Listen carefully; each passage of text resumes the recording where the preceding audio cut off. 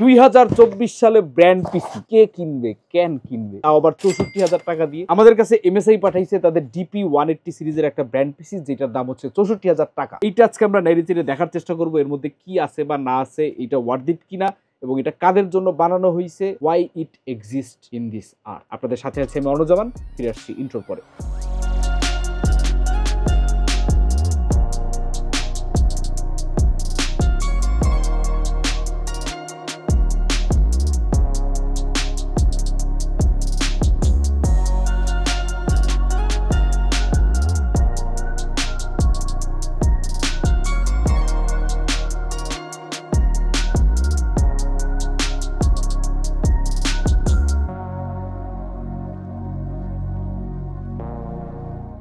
ওকে, চলেন এটাকে টিয়ার ডাউন করে ফেলা যাক। তার আগে আনবক্সিং।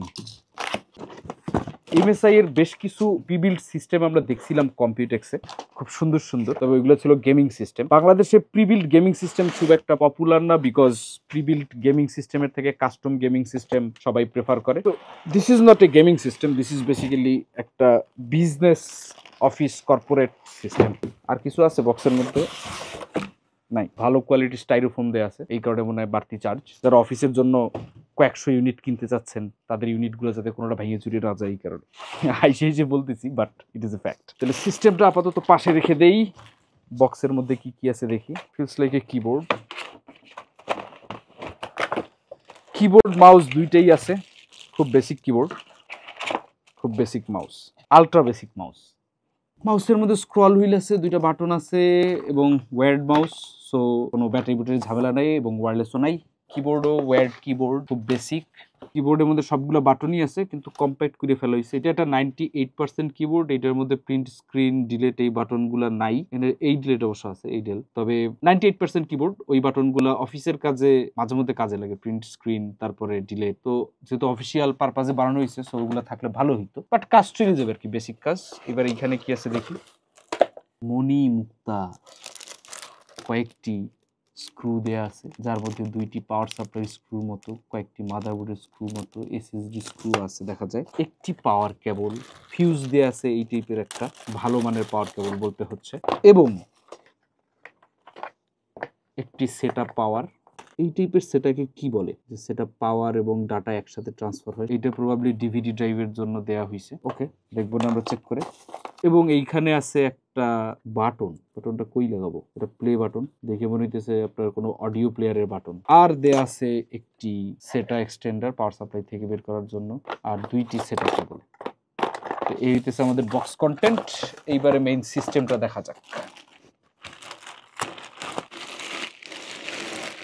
কম্প্যাক্ট আবার কম্প্যাক্ট নাও, কাস্টমে আরো কম্পেয়ার করা পসিবল। অবশ্য কাস্টমের সাথে এটা কম্পেয়ার করে লাভ নেই, this is a brand PC. Brand পিসিতে ব্র্যান্ডের চার্জটা তো অ্যাড হবেই। ওকে, আমরা প্রথমে সাইড প্যানেলটা খুলে ফেলবো। আর আসলে প্রথমে ফ্রন্ট লুকটা একটু দেখে নিই না। সামনের এইখানে এটা কি মেশ? No, solid. বেশ কিছু পোর্ট দেখতে পাই। প্রথমে হচ্ছে power button, headphone out, mic in, তারপরে দুইটা ইউএসবি 3.2 Gen 1 মনে হইতেছে, তাইলে নিচেরটাও টাইপ সি, উপরে দুটো টাইপে, নিচের দুটো টাইপ সি।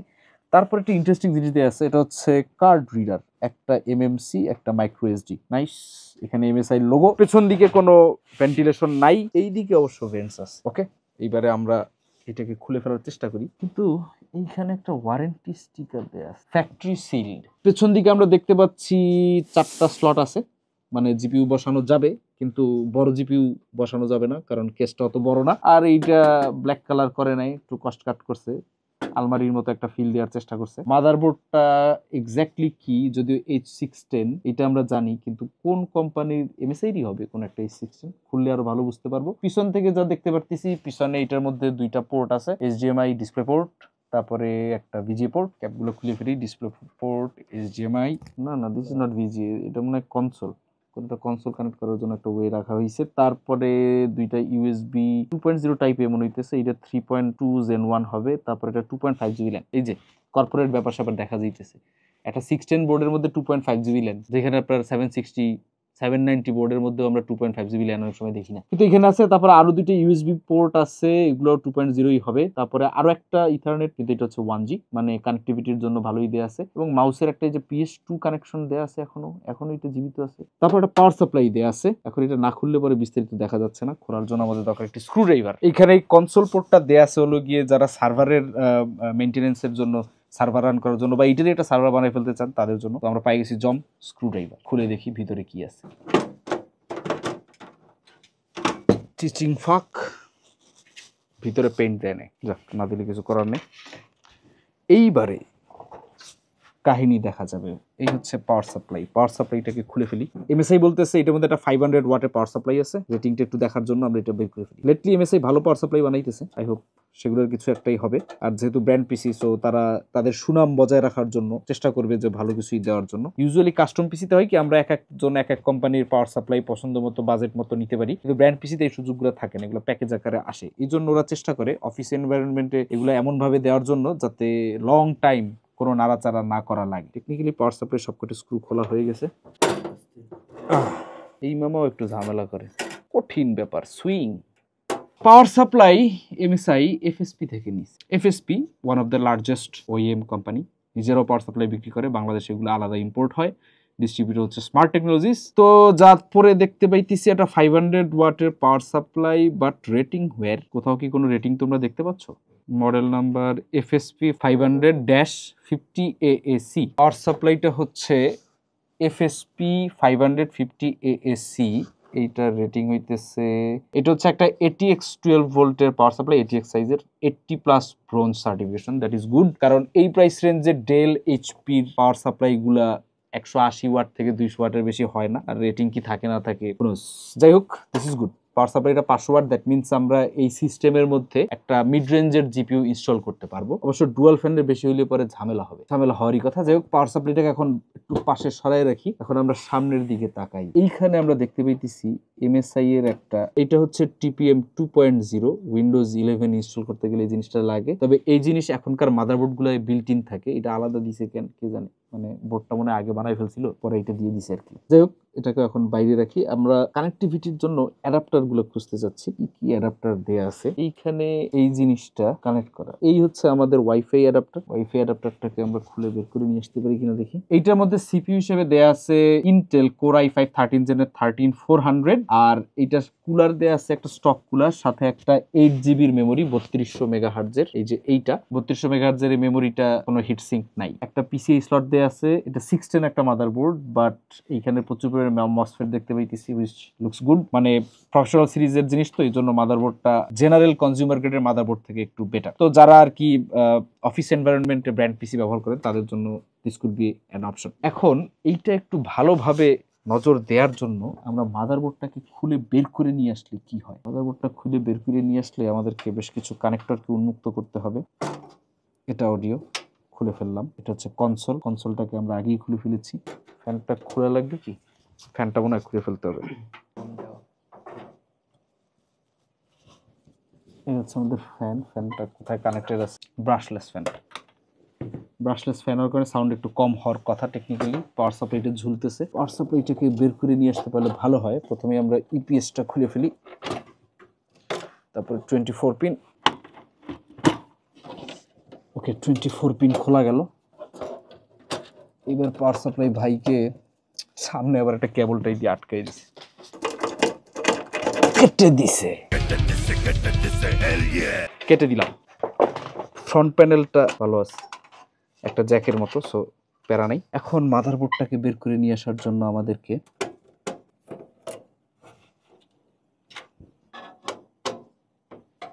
এইখানকার যে ওয়াইফাই অ্যান্টেনাটা আছে, সে এই যে মেটাল বডি, এইটার এই যে দেখেন ওয়্যারটা লাগানো এমনভাবে, সে এই বডিটাকে অ্যান্টেনা হিসেবে ইউজ করতেছে। সো এটা রিমুভ করতে হবে, নাইলে এখানে আমরা কট খেয়ে যাব। আর ওয়াইফাই অ্যাডাপ্টারটা আমাদের দেখা দরকার, কারণ কোন কোয়ালিটির ওয়াইফাই অনবোর্ড ইনস্টল করা আছে, দ্যাট ইজ ভেরি ইম্পর্টেন্ট। তবে এটা একটা M.2 স্লটের মধ্যে ইনস্টল করা আছে। তবে M.2 স্লট বললেও এটা আসলে সাইজ এতটুকু, তার মানে এটার মধ্যে খালি ওয়াইফাই অ্যাডাপ্টারই বসানো যাবে। এই অ্যাডাপ্টারটা হচ্ছে ইন্টেলের AX211 NGW আমরা একটু গুগল করে দেখে নিই এটার ম্যাক্সিমাম ক্যাপাবিলিটি কি। ইন্টেলের ওয়েবসাইট থেকে এটা হচ্ছে একটা wifi 6E module X211 model, আগেই বলছি। ডিমেনশন দেখে আমাদের লাভ নাই, M.2 দিয়ে কানেক্টেড হয়, operating temperature up to 80 degree Celsius, humidity দেখে লাভ নাই, Windows 11 supported, wifi certified 6 with wifi 6E, wifi 6 এর স্পিড ম্যাক্সিমাম কত হয় এটা আপনারা দেখে নিন। যাই হোক, যেটাই হোক না কেন, এটা বাংলাদেশের যে কারেন্ট ইন্টারনেট ইনফ্রাস্ট্রাকচার তার থেকে বেশি আছে। এরপরে ব্লুটুথ 5.3 আছে এটার মধ্যে, that means very good, very good. এই একটা কার্ড দিয়ে ভালো কানেক্টিভিটি তারা দিছে। ওকে, এই হচ্ছে আমাদের ওয়াইফাই কার্ডের নাড়াচাড়া। এখন ওয়াইফাই কার্ডটাকে আমরা খুব সাবধানে এই চিপার মধ্যে রেখে দিই। এই চিপায় একটা হার্ড ড্রাইভ ইনস্টল করা পসিবল। আচ্ছা, মাদারবোর্ডটার আগে বের করে ফেলি।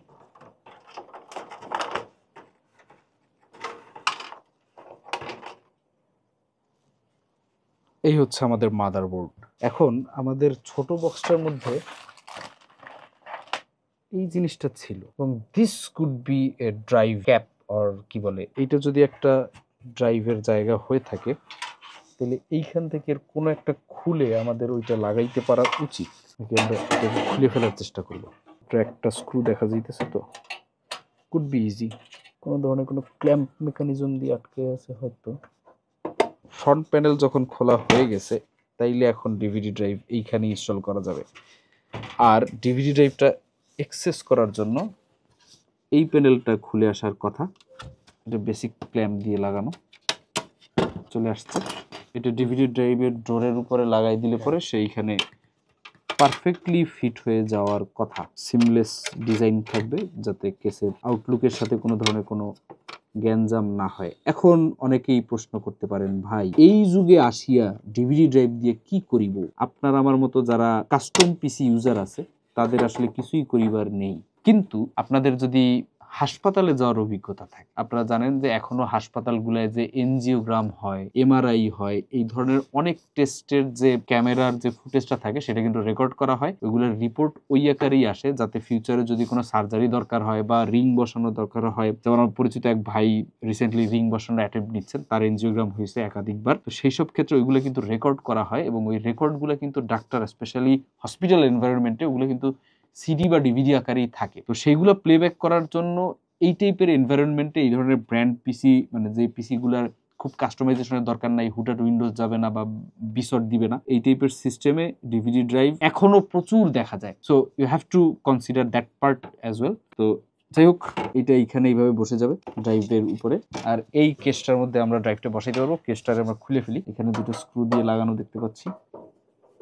আচ্ছা, এই হচ্ছে আমাদের ড্রাইভের ক্যাডি। এখন এটা মধ্যমনে ড্রাইভ লাগানো যায়। এখন ডিভিডি ড্রাইভ কিরকম আসে আমি ঠিক জানি না, মেলা বছর দেখি নাই, এর সাথে কোনো দেখা সাক্ষাৎ নাই। প্রবাবলি এটার মধ্যে সুন্দরভাবে বসাই দেওয়া যায়, অথবা ডিরেক্ট হয়তো ইনস্টল করা যায়। তো আপাতত এটাকেও খুলে রাখি। আমাদের মোটামুটি ডিঅ্যাসেম্বলিং করা শেষ। আর এর মধ্যে আর বাকি আছে খালি ফ্রন্ট প্যানেলটা। ফ্রন্ট প্যানেলটার মধ্যে কার্ড রিডার দেওয়া আছে, which is a plus. Direct memory card থেকে যদি কেউ অ্যাক্সেস করতে চান। এইবারে আমরা মাদারবোর্ডটার দিকে তাকাবো। তাকানো শেষ, এবার আলোচনা। খুলতে খুলতে এরপরে আমরা র্যাম খানা খুলে ফেলি। র্যামের মধ্যে হিটসিঙ্ক নাই, কষ্টের ব্যাপার। তবে গ্লাস প্যানেল নাই তো। র্যামটা হচ্ছে স্যামসাং এর, মেড ইন ভিয়েতনাম, 8GB 3200 মেগাহার্জের একটা মেমোরি। টাইমিং নিয়ে খুব বেশি কিছু বলা নাই, তবে আই গেস যে এই ধরনের সিস্টেমে যা লাগে মোর দ্যান এনাফ। খুব বেশি প্রসেসিং পর এখানে এক্সপেক্ট করার নাই। এখানে একটা ইপিএস দেওয়া আছে, এবং এটা একটা 16 বোর্ড হওয়ার কথা। কুলার যেটা দেখতে পাচ্ছি এটা স্টক কুলারের মতনই, কিন্তু ইন্টেলের স্টক কুলার ঠিক না, প্রবাবলি এটা একটা থার্ড পার্টি থেকে নেয়া কুলার। আর এখানে এসএসডি যেটা দেখতে পাইছি, এসএসডিটা নিয়ে একটু কথা বলা দরকার। এটা 512 জিবির একটা এসএসডি, এবং এইরকম একটা এসএসডি আমরা কয়েকদিন আগে এমএসআই এর একটা ল্যাপটপের মধ্যেও পাইছিলাম। প্রথমেই যে প্রশ্নটা আমাদের মনে আসছে সেটা হয়েছে যে স্যামসাং এর এসএসডিতে স্যামসাং এর কন্ট্রোলার নাই কেন? যেই হারে নকল স্যামসাং এসএসডি নিয়ে দৌড়ঝাঁপ চলতেছে, তার মধ্যে এমএসআই এর মতো কোম্পানির ল্যাপটপ ব্র্যান্ড পিসির মধ্যে দেখেন স্যামসাং এসএসডি কন্ট্রোলার হইতেছে মার্ভেল একটা মাত্র চিপ, এর মধ্যে 512 জিবি। তো গবেষণা করে যেটা দেখা গেল, এইটা হচ্ছে PM9B1। এগুলা ডিরামলেস স্যামসাং এর এসএসডি। স্যামসাং দেখতেছে তাদের কম টাকার এসএসডি মার্কেটেও ফাইট করা দরকার, বিশেষ করে তাদের যেসব পার্টনার আছে, যেমন এমএসআই, অন্যান্য কোম্পানি যারা ল্যাপটপ বানায়, তাদেরকে কম টাকা এসএসডি তাদের দেওয়া দরকার। দ্যাটস ওয়াই তারা PM9B1টা বাইর করছে, যেটা ডিরামলেস, এবং কন্ট্রোলারও স্যামসাং নিজেদের কন্ট্রোলার দিতেছে না, থার্ড পার্টি কন্ট্রোলার দিতেছে, যাতে কস্ট কাটিং করা যায়। এবং কস্ট কাটিং করার রেজাল্ট কি? আপনি ডিরামলেস এসএসডিতে যে পারফরমেন্স পান তাই পাবেন, এবং স্যামসাং এর রিলায়েবিলিটিটা পাবেন কিনা এটা দীর্ঘদিন ব্যবহার না করে বলা যাচ্ছে না। দ্যাট মিনস এই PM9B1 আসলে লোয়ার এন্ড মার্কেটে কম্পিট করার জন্য স্যামসাং এর জবাব। যাই হোক, তারপরে একটা PCI স্লট দেয়া আছে, PCI 4.0, একটা জিপিইউ এখানে লাগানো যাবে। চলেন এইবার আমরা কুলারটাকে উন্মুক্ত করে ফেলি, প্রসেসরটার দিকে একটু নজর দিই। সিপিইউ কুলার ফ্যানটাকে উন্মুক্ত করি। এই ফ্যানটা দেখলে ইন্টেলের থেকে বেশি AMDর ফ্যানের কথা মনে পড়ে যায়। তবে এই ফ্যানটা এই সিপিইউটাকে কতগুলো ঠান্ডা করতে পারে তাও এইরকম একটা বদ্ধ কেস, যেটার মধ্যে ভেন্টিলেশন খুব মিনিমাম, সেটা আমরা একটু পরে পারফরমেন্স টেস্টের মধ্যে দেখার চেষ্টা করব। এই হচ্ছে আমাদের কুলার উন্মুক্ত হয়ে গেল। থার্মাল পেস্ট যা দিছে খারাপ দেয় নাই, মোটামুটি ভালো পরিমাণেই দিছে। এই হচ্ছে আমাদের LG এর 1700 সকেট, এবং তার মধ্যে আমাদের সিপিইউ হচ্ছে 13400, যেটা আমরা আগেই বলছিলাম। আর মাদারবোর্ডটা হচ্ছে একটা 610 মাদারবোর্ড, কিন্তু কোথাও কোনো সিরিয়াল নাম্বার টাম্বার দেয়া নাই। এটা বেসিক 610 এর মতো না, একটু ডিফারেন্ট মনে হইতেছে। মজার ব্যাপার হইতেছে এইখানে দেখেন এই যে JRGB-র পিনগুলা নাই, মানে যদি কোনো দুষ্ট লোক এই সিস্টেমে একটা RGB ফ্যান লাগাইতে চায় তার জন্য কোনো উপায় রাখে নাই। আর ফ্যান হেডার বলতে এটার মধ্যে আমি দুইটাই দেখতে পাইতেছি, এইখানে একটা, এইখানে একটা, এই দুইটাই। এটার মধ্যে সিস্টেম ফ্যানটা দেয়া আছে হচ্ছে আপনার এক্সস্ট ফ্যানটা, আর সিপিইউ ফ্যানটা এইটা লাগানো, এর বাইরে আর কোনো ফ্যান লাগানোর কোনো স্পেস নাই। বাট এই আইও পোর্টের সিলেকশনটা কিন্তু ডিসেন্ট, এটা বলতে হবে যে আইও পোর্টের সিলেকশনটা মোটামুটি ডিসেন্ট আছে। আর এইখানে একটা X16 PCI স্লট, এটা তো বলাই হয়েছে, PCI 4.0।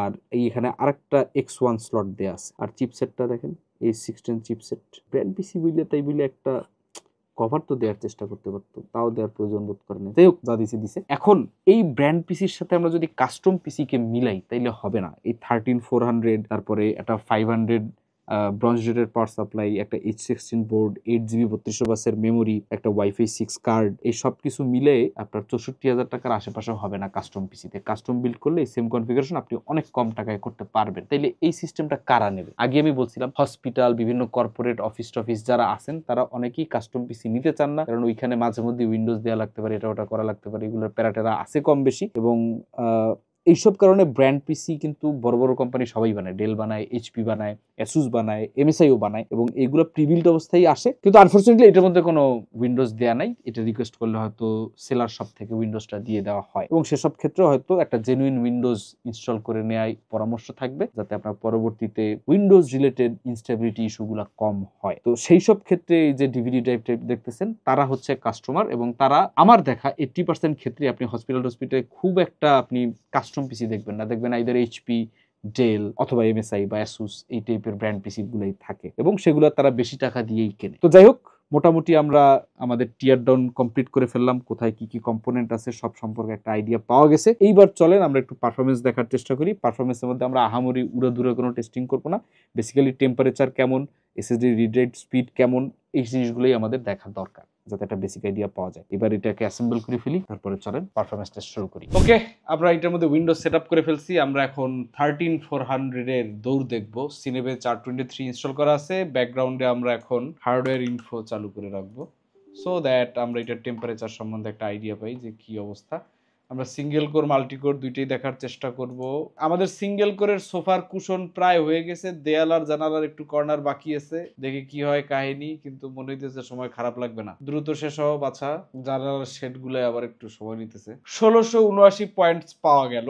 ম্যাক্স আমরা 70 ডিগ্রি হিট করছি। সিঙ্গেল কোর তো, মাল্টি কোর তো দেখলেই ভালো, ওটার দিকে লাভ নেই। ওকে, মাল্টি কোর রান করে দিলাম আমরা।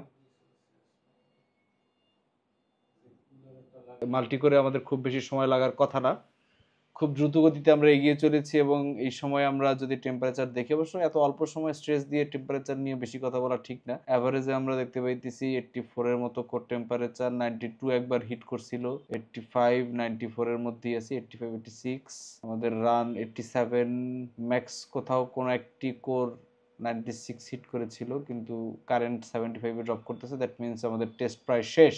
না, টেস্ট এখনো শেষ হয় নাই, টেস্ট এখনো চলতেছে।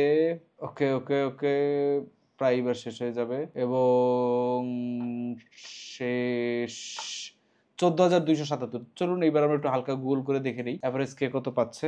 13400 সিনেবেঞ্চ স্কোরস 1644 পয়েন্ট কেউ কেউ পাইছে। সিপিইউ মানকিতে এটা উঠে আছে। সিপিইউ মানকি যদি একটা প্রচন্ড আজাইরো ওয়েবসাইট, সিপিইউ মানকি দেখে লাভ নাই, আমরা অন্য কোথাও দেখিনি। ওভারক্লকড রিভিউটা দেখে ফেলি। সিনেবেঞ্চ 423 তে কোথায় গেল 13400, এই যে তারা পেয়েছে 1777 আর 15,991। আমরা একটু কমই পেয়েছি। ওকে, অ্যাকসেপ্টেড। চিপসেটটা একটু দুর্বল, আরো অনেক কিছুই হতে পারে। যাক, এই ছিল আমাদের মোটামুটি পারফরমেন্স টেস্ট।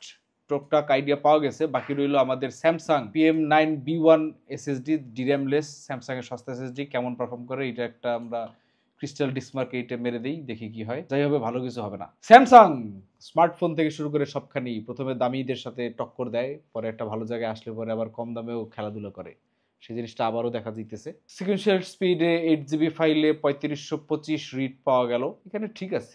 4K লেয়ারে পেজ সাইজে রাইট মারলে পরেই বোঝার অবস্থা কি। এটা দিয়ে খুব বেসিক আইডিয়া পাবেন। খুব এক্সটেন্সিভ যদি এটা একটা রিভিউ করা যেত এসএসডিটা, তাইলে এটা একদম শোয়াই ফেলা যেত। বাট যেহেতু this is not a full review, just আমরা এটা একটা লাস্ট স্ক্রিনশট দেখতে চাই যে ওভারঅল স্কোরটা কত। কোনো একদিন এই এসএসডি কে ধরা হবে, ধরে ছেঁচে ফেলা হবে। এই হচ্ছে আমাদের score not Samsung is. PM9B1 B series, তো এমন তো হবেই, এ সিরিজ না। যাই হোক, এখন এই সিরিজটা রিভিউ করার ইচ্ছা আছে সামনে। এখন স্যামসাং ফ্যান যারা অনেকে রয়েছেন, যারা অনেক বছর আগে থেকে স্পিড, গতির অপর নাম স্যামসাং জীবন হিসেবে জানেন না, স্যামসাং হিসেবে জানেন, তাদের কাছে এই এসএসডিটা মেনে নিতে কষ্ট হবে। অনেকে যারা ভেবেছিলেন যে আমরা একটা পশ এসএসডি ব্যবহার করি, আমরা বেশি টাকা খরচ করে, তারা যখন দেখবেন যে কম টাকায় এসএসডি অনেকে কিনতেছে, অনেকের ভালো নাও লাগতে পারে। বাট যাদের বাজেট কম, যারা বাজেটের মধ্যে স্যামসাং এসএসডি চান, তাদের কাছে আবার ভালোও লাগতে পারে যে না, অ্যাটলিস্ট এখন আমরা অনেকেই স্যামসাং এসএসডি অ্যাফোর্ড করতে পারবো। আসলে দুইটা পয়েন্ট অফ ভিউ, দুই রকমের ব্যাপার। এটা নিয়ে কোনো টেস্ট সামনে করা গেলে I will try my best. But আজকে আমাদের কথা হচ্ছে MSI DP180 এই সিস্টেমটা নিয়ে। এই সিস্টেমটা কর্পোরেট, অফিস টফিস এগুলোর জন্যই প্রবাবলি ঠিক আছে। কনজিউমার গ্রেডে কাস্টম পিসির সাথে এর কম্পিট করার কোনো কারণ নাই। ডেল, এইচপির যে ব্র্যান্ড পিসিগুলো আছে, তারা হচ্ছে এইটার কম্পিটিশন। অফিস, আদালত, তারপরে বিভিন্ন এন্টারপ্রাইজ, তারপরে হাসপাতাল, সার্ভার, এইসব জায়গায় যাদের সিস্টেম একদম প্যাকড থাকবে, কোনো কাস্টমাইজেশন বা কোনো ধরনের কোনো ঝামেলা যেতে চান না, তাদের জন্য হচ্ছে এই ধরনের সিস্টেম। চাইলে দেখতে পারেন। এতদিন হয়তো ডেল, এইচপি ইউজ করছেন, হয়তো MSI আপনাকে একই রকম প্রাইসে একটু বেটার স্পেক অফার করবে। দেখা হবে পরে কোনো ভিডিওতে। সে পর্যন্ত আল্লাহ হাফেজ।